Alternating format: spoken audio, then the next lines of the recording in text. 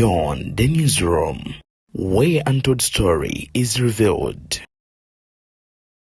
Ennaku nga zino ez'enjawulo zijja ne ziyita naye wabula olunaku ng'olufaanana bwe luti bwe luba luzze lujja n'ebyalwo kakati nno ngaffe Beyond the newsroom tusalawo ne tugamba nti tusanyukira wamu ne bannaffe abo ababa bajaguza.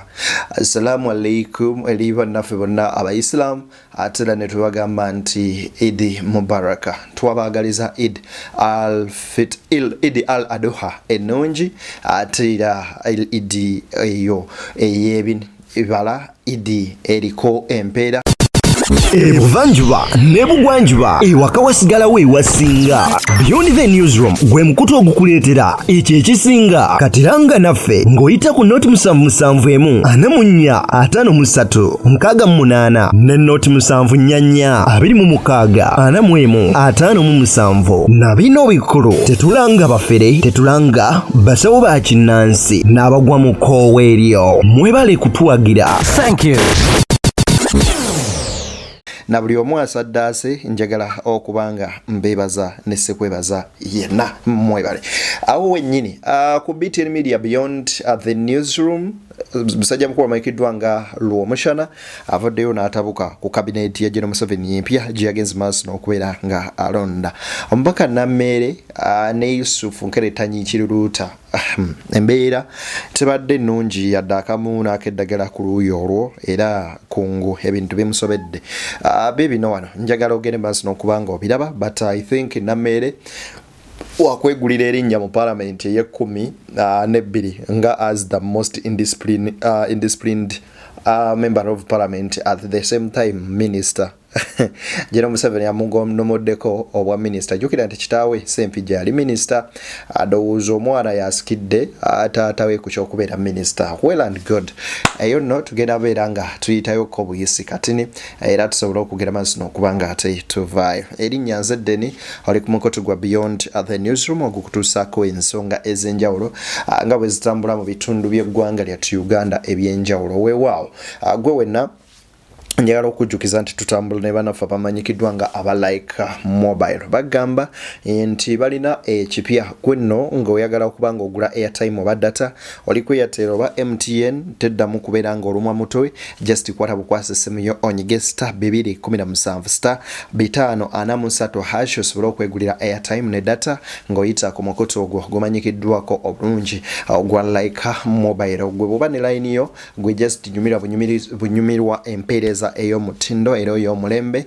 ngonyize *217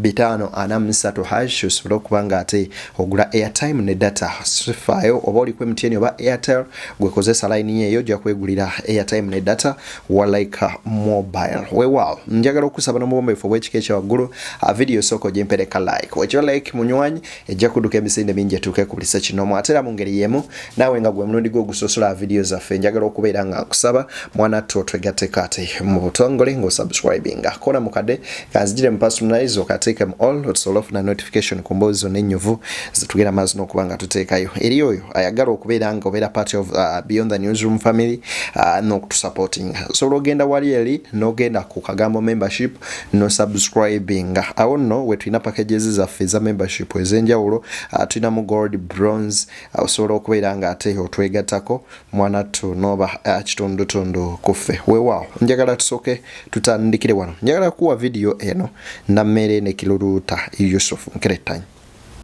Punga mwenna abasinga amagezi nene mumugolwanga mulaba takyali loyalty is an important pillar in politics. Kati mpomzi ndalugwa no, what is good for the goose is good for the gander. We all know nti loyalty kintu kikulu n'obwogenda mu American politics. Mpuuga yali munupu nga buli omu alabye ddala kumpi yasana n'okuba president waayo ne bamugobamu ne bagimulemesa. Kati oli bwagamba nti president okusinziira ku loyalty aba awadde loyalty is also merit. Loyalty is also merit. Neebuuza abantu nga bano Nameere bwe mumuleeta mumwe program yeyoka oba mumuleetereko abantu abalala abasobola okuleekaana novuma Nkeretanyi yabadde alina ensonga zayogerako wabula Nameere nga bwe mumumanyi yamubuukidde n'abaako embeera awo gyamuyisizaamu gyesayagadde. Kasooke nkuwe vidiyo eno ndowooza wetuyinza olabira obulungi bino byenjogerako waawano ino vidiyo. Buulira bano abalala kyekyabajeerezesa njagala nkutunulize kino nti bw'oba ogamba okulwanyisa enguzi b'okutte nga balwanyisa enguzi ate lwaki obongera bifo b'okutte nga bateeberezebwa nga bateeberezebwa okulwanyisa enguzi lwaki ate obongera nga bateeberezebwa okwenyigira mu buli bw'enguzi obuli bw'enguzi lwakuba kisabikibwa naye nandibwise obubbi obw'ekikungu. Okay. So President bwatugamba nga gye bwe yabadde ng'ayogerako eri ababaka n'aga nti enough is enough. Ekimala. Azze ayogera ku kintu ky'okulwanyisa enguzi mu kisanja kino. Kino okiraba mu kabineeti eno eyanjuliddwa eggwanga leero. Muganda agamba bweyinda oluusi ate si bwetonya. Ate era olumu embwa eboggola ate oluusi etera obutaluma. Wabula ate embwa esirika ennyo. Nekolwa ekikola ky'okuluma naye bw'ogisanga okimanyi ogitya. Naye akaboogolo osooka kukwata bukwasi jjinja n'okola kino n'okasikola be. Kati embwa bw'etaboogola n'esirika etiibwa nnyo osooka n'ogiga embwa eno weesirikidde naawe ogirumba ogikola ki ogitya. Mu nkola eyo si kyengezaako okukulaga. Mwami Museveni ebbanga lyonna avuddeyo ng'ayogera ku nguzi na butya bwe yeetaaga okulwanyisibwa mu ggwanga. Nemabegako awo mu retreat ekyankwanzi yavayo n'avumirira enguzi ffenna abali ku mikutu abamulaba ne ku TV ez'enjawulo nga itulaba twasanyuka nnyo. Naye ate mu luvannyuma ye n'avayo n'awo ababaka be ekikolwa kye nandiyise nti yabawa enguzi. So tusobola kubanga yeggwe custodian w'enguzi ate ekyo mugenda yisaawo buli bulimba mbu kubanga oli yayina kikolwa kyekyo muleka ate nammwe kutuyita ku ekikolwa ekyo kiraga nti byakuguumaaza buguumaaza ng'enteesula nedda pulezidenti yawabaani enguzi ekyankwanzi era ng'abawa yaki. Kale aho wennyini Nameere mu kubuukira Kiruluuta omanyi Kiruluuta ayinza okubanga ali vocal but he's not that much vocal. Kati bwe mba muleeta Nameere mumuleetera abasajja abasennyonyi abasobola okubeera nga bamureasoninga out. Bw'owulira Nkeretanyi ng'agamba nti General Museveni yabadde custodian w'enguzi. Tubuuza ekibuuzo inti lwaki bwe baba waliwo bye baagala okuyisa ababaka ba parliament basooka kuweebwa token bwe baali baliyisa etteeka ly'emmwanyi ababaka baabawa miliyoni 10,000 zaali za bukozi bwaki bwe baali baleese UPDF amendment bill 10,000 kyayita zaali zaaki bw'okeera ku makya n'ogamba olwanyisa ngozi sooka olwanyise ne token bw'akeera ku makya oli n'agamba nti mpisa ababaka bange ewange ekyankwanzi tumaliriza retreat buli omu ngenda bbawaayo miliyoni 10,000 ate era n'abategeeza nti obuzibu bwenfunye mbadde nga bwe ndeeta ebintu byange temubiyisaawo mu parliament wabula kati saagala ddamu kuyimirira mu kkubo ly'abintu byange buli kyendeese kiyiteewo buyisi. Definitely it means imwe kyemuli mu kukola ku ssaawa eno muli mugenda maaso n'okubanga oli ali mu kubeera nga initiatinga enguzi such that n'abalala bagitwala n'okubanga bakola era ebikolwa ebifaanaganako n'ebyo ye byagenda maaso n'okubanga akola oba byasinga okwagala n'okukkiririzaamu. Anyway, let's dive into General Museveni's cabinet eya 2036 yagambye atya bw'ati ngenda kusomera ku article eno nga bwegamba ate osobola okubanga omanya muzina eddakiika 2 yagambye bw'ati nti by the virtue of the powers given to the President of Uganda under Article 108, Clause 1 and Clause 2, 108A, Clause 1 and Clause 111, Clause 1, 113, Clause 1 and 114, Clause 1 of the 1995 Constitution of the Republic of Uganda, the following persons have been proposed for appointments as Vice President, Prime Minister, Cabinet Ministers, and ministers of state and senior presidential advisors. Butandikira kuba naffe abamanyikiddwa nga ba Vice President and Prime Minister. He, the Vice President, Honorable Jessica Rose Arupo, then Honorable Prime Minister and Leader of Government Business in Parliament, Robin Anabanya Musafiri akomyewo. Ba Cabinet Minister, First Deputy Prime Minister and Minister for East African Community Affairs, Rebecca Kadaga. Second Deputy Prime Minister and Deputy Leader of Government Business in Parliament, Dr. Crispus Walter Chiyonga. Then koteka Third Deputy Prime Minister and Minister without portfolio, Honorable Rukia Nakadama, Minister of Education and Sports, Janet Museveni, Minister Office of the Presidency, Office of the President. Okay, bamita Honorable Babiri Emile Babaranda, Minister Office of the President, Security, bamita Honorable Jim Muhwezi, Minister Office of the President in charge of Science, Technology and Innovation, Engineer Asimwe Jonard. Then Kwoteka Minister for Kampala, Capital City and Metropolitan Affairs, Honorable Minsa Kabanda. Then Minister Office of the Prime Minister, General Duties, Engineer Hilale Onek. Government Chief Whip, Honorable Justice Kasule Lumumba. Then Minister Office of the Prime Minister, Relief Disaster and Refugees, Bamita Sam Engola. Minister for Karamoja Affairs, Honorable Rocky John Baptist. Minister of Agriculture, Animal Industry and Fisheries, Honorable Frank Tumwebaze. Anthony General, Honorable Sam Mayanja. Anthony General.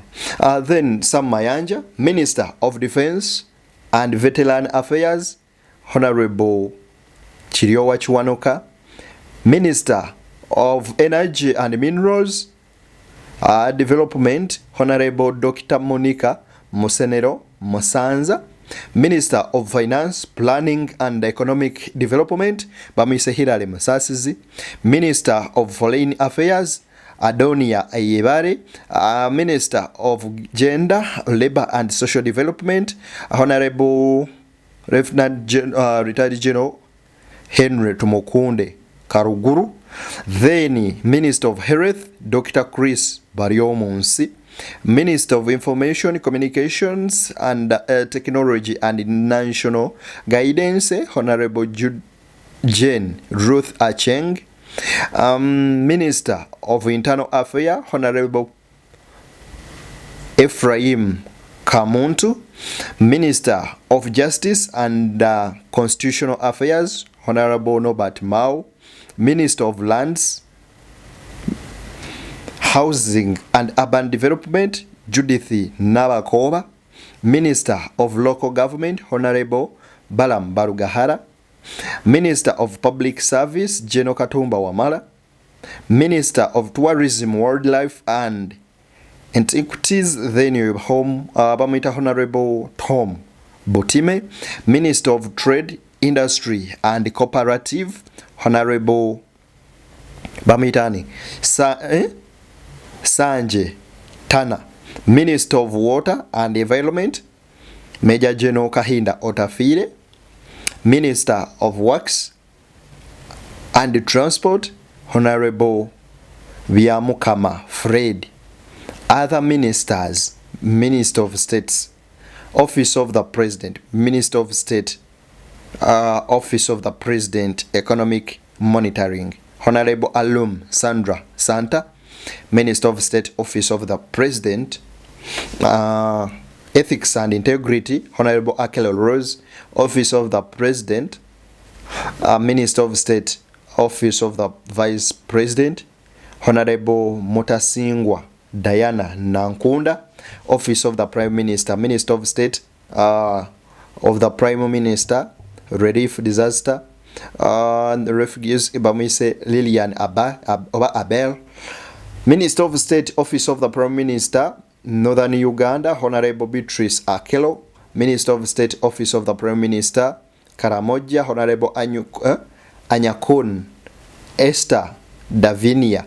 Then Minister of State, Office of the Prime Minister, Luwero Triangle Rwenzori Region, Honorable Alice Kaboyo. Minister of State, Office of the Prime Minister, Bunyoro Affairs, Grace Mary Mugasa. Then Minister of State of the Office of Prime Minister, Teso Affairs, Dr. Dr. Ongoro Obote. Then Minister of Agriculture, Animal Industry and Fisheries, Minister of State Agriculture, Honorable Bright Rwamirama, Minister of State of Agriculture, Animal Industry and Fisheries, Honorable Migadde Robert Ndugwa. Ministry of Justice and Constitutional Affairs, Deputy Anthony General Honorable Jackson Kafuzi. Ministry of Defense and Veteran Affairs, Minister of State for Defense and Veteran Affairs, Honorable Akifeza Grace Ngabirano. Minister of State for Defense and Veteran Affairs, Honorable Oleru Huda, Ministry of East African Affairs, Minister of State for East Africa Affairs, Honorable Magode Ikuya. Ministry of Education and Sports, Minister of State for Education and Sports, Dr. John Christo Muyingo Oyakomiewo. Minister of State for Education and Sports, Primary Education, Honorable Firis Chemutai. Minister of State for Education and Sports, Honorable Peter Ogwang. Minister of Energy and Mineral Development, Minister of State for Energy and Mineral Development, Energy, Honorable Sidronas Opolot Kasai. Minister of State for Energy and Mineral Development, Minerals, of Honorable Fiona Nyamotoro. Ministry of Finance, Planning and Economic Development, Minister of State for Finance, Planning and Economic Development, General Duties, Honorable Sise Molondo. Minister of State for Finance, Planning and Economic Development, Planning, Honorable Amos Lugorobi. Minister of State for Finance, Planning and Economic Development, Privatization and Investment, Mrs. Amina Mokalas. Minister of State for Finance, Planning and Economic Development, Microfinance, Honorable Shatai Kutesa Musherure. Ministry of Foreign Affairs, Minister of State for Foreign Affairs, Regional Affairs, Honorable Cheyune Haruna Kasoro. Ministry of Gender, Labor and Social Development, Minister of State for Gender, Labor and Social Development, Agenda and Culture, Honorable Kutesa Mary Kamuli. Minister of State for Gender, Labor and Social Development, Youth and Children Affairs, Honorable Lakisa Mase Faith. Minister of State for Gender, Labor and Social Development, Employment and Industrial Relations, Honorable Simon Molongo. Minister of State for Gender, Labor and Social Development, Disability Affairs, Honorable Achan Joy Okeny. Then Minister of State for Gender, Labor and Social Development Affairs, Honorable Achlin Mbabas. Ministry of Health, Minister of State for Health General Duties, Honorable Anifa Bangilana Kawoya. Minister of State for Health Primary Health Care, Honorable Dr. Charles Anyum. Then Ministry of Information, Communication, Technology and National Guidance, Bamita Honorable Joyce Sebogwao. Minister of State for Information, Communications, Technology and National Guidance, national guidance bamwise honorable Alion York Odria. Ministry of Internal Affairs, Minister of State for Internal Affairs, Dr. Lawrence Moganga. Oyo no si chancellor wa wali kugundi Victoria University. Yes. Ministry of Kampala, Capital City and Metropolitan Affairs, Minister of State for Kampala, Capital City and Metropolitan Affairs, Honorable Kabuye Chofatogabye. Ministry of Lands, Housing and Urban Development, Minister of State for Lands, Housing and Urban Development, Housing, Honorable Persis Namoganza. Minister of State for Lands, Housing and Urban Development, Bamita Honorable Margaret Mohanga Mugisa. Minister of State for Lands, Housing and Urban Development, Lands, Honorable Harriet Ntabaz. Then, Minister of Local Government, Minister of State for Local Government, Honorable Lwaki Nameere. Minister of Public Service, Minister of Service, Minister of State for Public Service, Honorable Lydia Wanyoto Motende. Minister of Tourism, Wildlife and Antiquities, Minister of State for Tourism, Wildlife and Antiquities, Bamita Honorable Nakawuchi Suzani Nsambu. Minister of Trade, Industry and Cooperatives, Minister of State for Trade, Industry and Cooperatives, Bamita Honorable Tom Aza. Minister Yengabanj Job, okay, Kari. Minister of State for Trade, Industry and Cooperatives, Bamita Daudi Bahati. Minister of State for Trade, Industry and Cooperative, and Cooperatives Trade, General Wilson Mbadi. Ministry, betugendako walero Ministry of Water and Environment, Minister of State for Water and Environment, Honorable Beatrice Anyao. Then Oba Anyori. Then Minister of State for Water and Environment, Waters, Bamita Honorable Aisha Sechindi. Kale, Minister of Works and Transport, Minister of State for Works and Transport Works, Mr. Sludge Musa Ali. Minister of State for Kampala and Transport, Honorable Julius Maganda Wandera. Senior Presidential Advisors.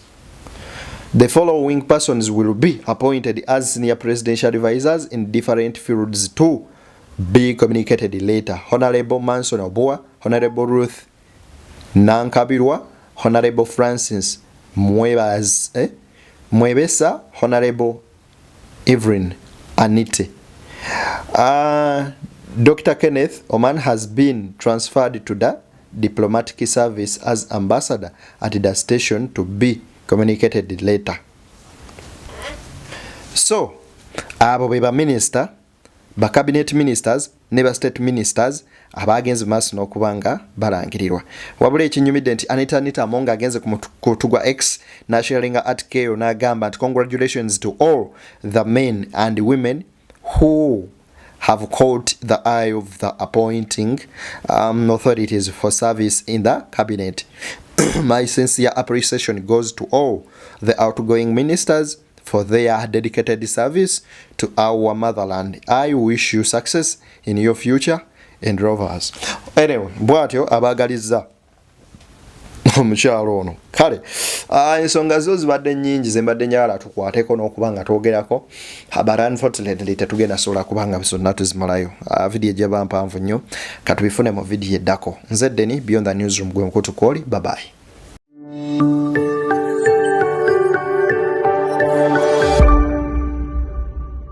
Beyond the Newsroom, where untold story is revealed.